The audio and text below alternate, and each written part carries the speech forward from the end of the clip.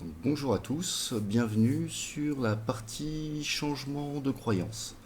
Donc aujourd'hui, je vous invite à découvrir le process de changement de croyance qui se décompose en deux parties. Il y a une partie qui permet de se libérer de nos croyances limitantes et l'autre partie qui permet d'installer des croyances qui sont plus intéressantes. Ce qui est important de comprendre, c'est que nos croyances sont comme, j'ai un chat qui miaule à côté, nos croyances sont comme des programmes internes, des sortes de programmes informatiques qui vont chercher à s'auto-valider. Par exemple, si j'ai une croyance, je suis nul, je vais me sentir nul, du coup je vais avoir du mal à mobiliser mes ressources et du mal à apprendre, du mal à agir, et j'aurai des résultats médiocres qui viendront valider ma croyance je suis nul. Donc la finalité d'une croyance, au final, c'est de s'auto-justifier, de se valider. Euh, Parmi les leviers de changement les plus intéressants en accompagnement, changer les croyances font partie vraiment des leviers de changement les plus puissants. Euh, pour revenir sur les croyances, on a deux façons de faire face à des croyances. Soit on peut la vivre, soit on la fuit. Par exemple, si j'ai une croyance j'ai pas de valeur et que je la vis, je peux être amené à me laisser marcher dessus, humilier, rabaisser. Je vais pas oser faire plein de choses parce que de toute façon j'ai pas de valeur et ce que je ferai ça n'a pas de valeur. Ça c'est quand je vis ma croyance. À l'inverse, si je fuis ma croyance, à la différence, je vais peut-être tenter de conquérir le monde, créer des choses super intéressantes, mais juste pour éviter d'être confronté à cette croyance-là. Je peux être amené à rabaisser les gens, justement, pour fuir ma croyance, j'ai pas de valeur. Euh, dans une interview, j'avais vu Mike Tyson qui disait que ce qu'il avait poussé au plus haut niveau, c'est qu'il avait le sentiment de ne pas avoir de valeur. Ça l'a amené à se dépasser. Euh, le problème, c'est que soit on vit quelque chose, soit on le fuit, mais c'est pas ça reste une croyance qui est limitante. Donc l'idée, c'est de désinstaller cette croyance limitante et d'en installer une plus intéressante, tant qu'à faire. Comme nos croyances, c'est des gros programmes internes et qu'elles vont chercher à se valider, c'est ce qui donne une direction à notre vie. Si j'ai des croyances, j'ai pas de valeur, je peux pas réussir, je peux rien y faire, et ben je vais rester le cul sur ma chaise et je vais rien entreprendre. Si j'ai par exemple une croyance en plus, faire des erreurs c'est mal, je vais pas oser, de peur d'être jugé, de peur de tout simplement de me sentir mal. À l'inverse, si je, j'installe des croyances qui sont plus intéressantes, comme j'ai de la valeur, je suis à la hauteur, j'ai toutes les capacités pour avancer, pour réussir, pour m'épanouir, pour être heureux.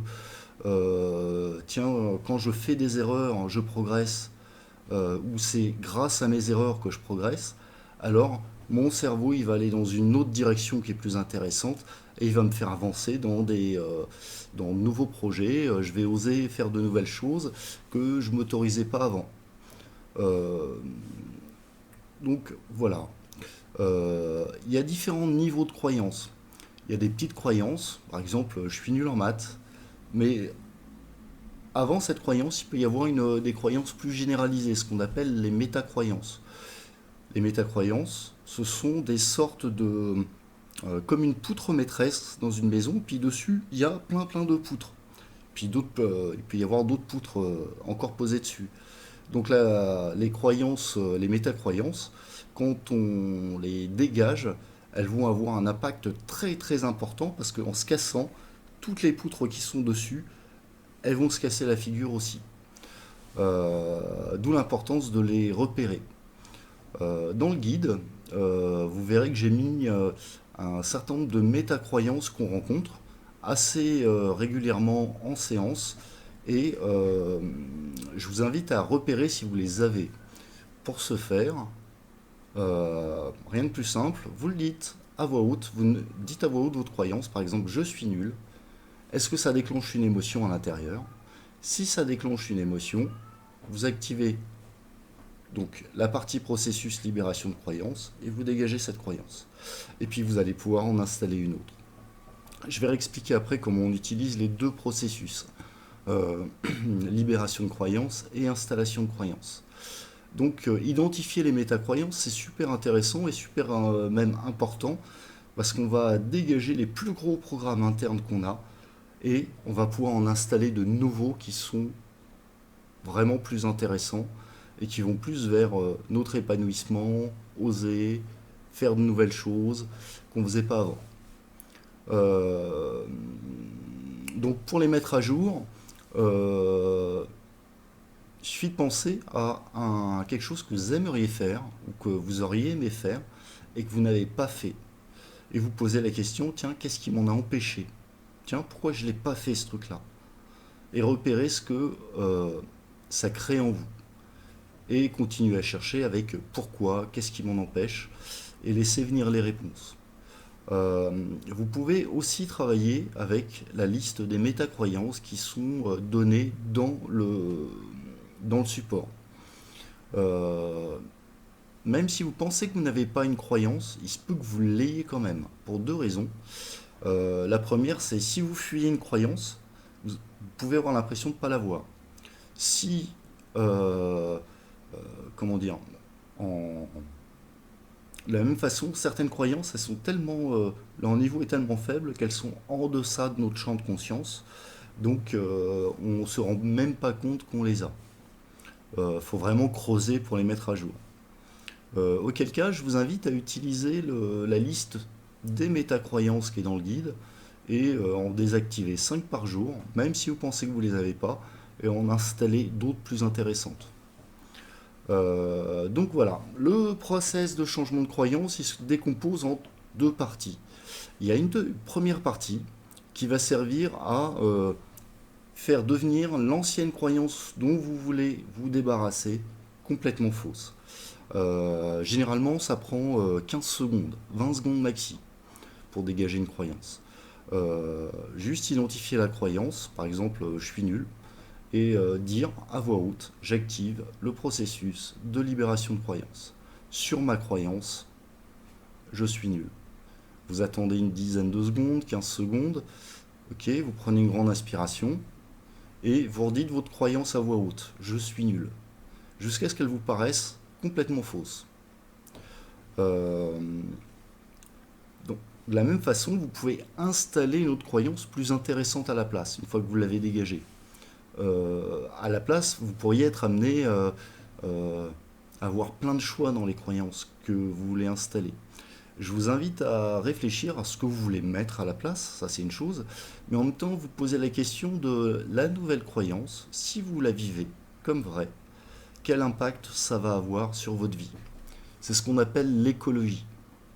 Euh, si vous passez d'une croyance j'ai pas de valeur à j'ai une super valeur et que ça veut dire vous êtes mieux que les autres, dans votre tête, bah, vous risquez de rentrer dans le même jeu qu'avant, c'est-à-dire peut-être abaisser des personnes. C'est peut-être pas l'objectif. L'idée, c'est d'installer une croyance, par exemple, j'ai de la valeur, sentir que vous avez de la valeur, parce que quand vous sentez que vous avez de la valeur, qu'est-ce qui se passe? Eh ben, vous n'avez pas besoin de l'imposer aux autres. Au contraire, sentir que vous avez de la valeur, ça va vous permettre de voir la valeur chez les autres, parce que l'autre ne vous retirera rien. D'ailleurs, ça se sent quand on lit des posts critiques sur Facebook, par exemple. Si on, est, si on vit pleinement la croyance j'ai de la valeur et qu'on lit un post qui est critique, ça n'aura pas d'impact émotionnel. Ça fera rien à l'intérieur. Donc voilà, processus libération de croyance, vous dégagez la croyance, 15 secondes, 20 secondes. Vous faites ça jusqu'à ce que quand vous formulez votre croyance à voix haute, elle vous paraisse complètement fausse. Processus d'installation de croyance, vous choisissez une nouvelle croyance, vous vérifiez l'écologie et vous l'installez. Vous dites j'active le processus d'installation de croyance avec la nouvelle croyance. Et vous nommez votre nouvelle croyance. Quand vous l'utilisez avec d'autres personnes, ce que je fais très très régulièrement en séance, vous dites, pour désinstaller une croyance, j'active le processus de libération de croyance pour telle personne avec la croyance, et vous nommez la croyance. Vous attendez 15 secondes, 20 secondes, vous demandez à la personne de reformuler sa croyance, et vous vérifiez si elle est congruente quand elle le dit ou pas. Si ça vous paraît complètement faux, vous avez gagné, vous pouvez installer une autre croyance de la même façon. J'active le processus d'installation de croyance pour la personne avec la croyance, la nouvelle croyance qu'il aura choisie. Alors, quand est-ce que ça marche pas? J'ai deux cas où c'est pas que ça ne marche pas, mais si une croyance ne veut pas disparaître, c'est que en gros, il y a deux, trois raisons. La première raison, c'est que vous avez pas la métacroyance, mais une croyance qui est au-dessus. Et il y a quelque chose qui la maintient. Donc cette croyance-là, vous la notez quelque part et vous cherchez la métacroyance qu'il y a derrière. La deuxième raison que je rencontre de temps en temps, c'est que certaines personnes ont de la culpabilité par rapport à leur croyance. Par exemple, la croyance j'ai pas de valeur, ça déclenche soit de la honte, soit de la culpabilité. Dans ces cas-là, si vous avez le process EFT, vous focalisez sur la honte ou la culpabilité, vous activez le process EFT ou vous dégagez et vous dégagez justement cette émotion. Puis après, vous pouvez repasser sur le processus de libération de croyance pour dégager la croyance qui vous gêne. Si vous n'avez pas le process EFT, il y a un Canadien qui est vraiment génial qui s'appelle Alexandre Nadeau. Je vous mettrai le lien en description qui montre une technique qui s'appelle la technique de l'épaule, qui est toute simple. Dans le creux de l'épaule, ici, il y a comme une glande. Il suffit de masser la zone et dire, même si vous nommez l'émotion qui vous gêne, je ressens de la honte, de la culpabilité, je m'accepte tel que je suis, je me pardonne. En gros, je me pardonne d'avoir fait cet apprentissage. Je pardonne à toutes les personnes impliquées et je m'ouvre à d'autres possibilités. Pardonner aux personnes impliquées, ça veut dire leur pardonner d'avoir été à l'origine de l'apprentissage. Le but du jeu, c'est de dégager l'émotion le plus vite possible. J'adore cette technique. Avant d'avoir créé le process EFT, c'est celle que j'utilisais et elle fonctionnait très très bien la plupart du temps. Donc vous avez tous les outils pour changer les croyances. Vous avez une ancienne croyance que vous avez laissé partir, dégager. Vous avez installé de nouvelles croyances qui sont plus intéressantes. Ok, elles sont là, elles sont à l'intérieur. Ce sont de nouveaux programmes internes qui tournent, qui vont chercher à s'auto-valider. Elles ont besoin d'être confrontées au concret, au réel, à quelque chose de solide. Donc ce que vous pouvez faire pour les amplifier, les valider, c'est de vous poser la question, quelles sont les petites choses que je peux faire faciles là maintenant qui vont venir valider mes nouvelles croyances. Et faites-le. Faites des petites choses simples et petit à petit, votre zone de confort, elle va, elle va s'amplifier parce que vous allez créer des nouveaux fonctionnements qui vont venir valider votre croyance et votre croyance quelque part elle sera contente puisque elle aura créé une boucle de validation. Si vous avez des questions, n'hésitez pas. Pour les professionnels qui voudraient tester justement en séance ces techniques-là, n'hésitez pas à me contacter. Je vous mettrai à disposition les process qui vous intéressent avant de les acheter. Comme ça, vous pourrez les tester. Vous verrez l'apport que ça a dans vos séances, comment ça vous permet de gagner du temps, d'aller directement à l'essentiel, à savoir chercher les informations.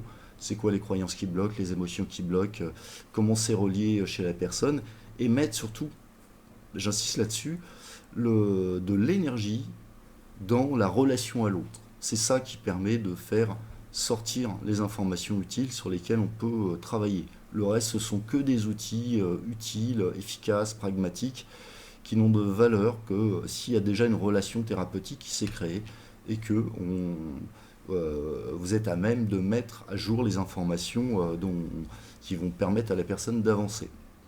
Je vous souhaite plein de ressources avec tout ça, amusez-vous bien, vous trouverez bientôt la boutique en ligne où vous pourrez acheter ces produits qui seront utilisables à vie. Donc une fois acheté un process, vous pouvez l'utiliser tout le temps, à vie, sans limite de temps. C'est-à-dire que l'idée de base, c'était de créer une sorte de couteau de Suisse du changement avec quels sont les outils les plus simples que je peux utiliser pour créer du changement. Process EFT, ça travaille sur de l'émotionnel, c'est super utile en live. Je regarde les infos, j'ai un truc qui me stresse, hop, je focalise dessus, je dégage l'émotion. Les croyances, je peux avoir plein de croyances qui me bloquent, je peux les dégager à la volée et puis en installer des plus intéressantes. Et rien qu'avec ça, on peut créer des changements majeurs. Et notamment dans les croyances, petite parenthèse que j'avais pas faite, régulièrement j'entends des gens qui font des futurisations négatives. Ça marchera pas. De toute façon, j'y arriverai pas. Vous pouvez dégager les croyances qu'elle a au présent, aller les chercher, mais en même temps, vous pouvez dégager les croyances sur les futurisations. Processus libération de croyances sur ça marchera pas, et comment dire, et processus d'installation de croyances, par exemple, sur j'ai tout pour y arriver. Plein de ressources à tout le monde, amusez-vous bien, et n'hésitez pas à poser des questions, mettre des petits pouces bleus, vous abonner à la page. Voilà.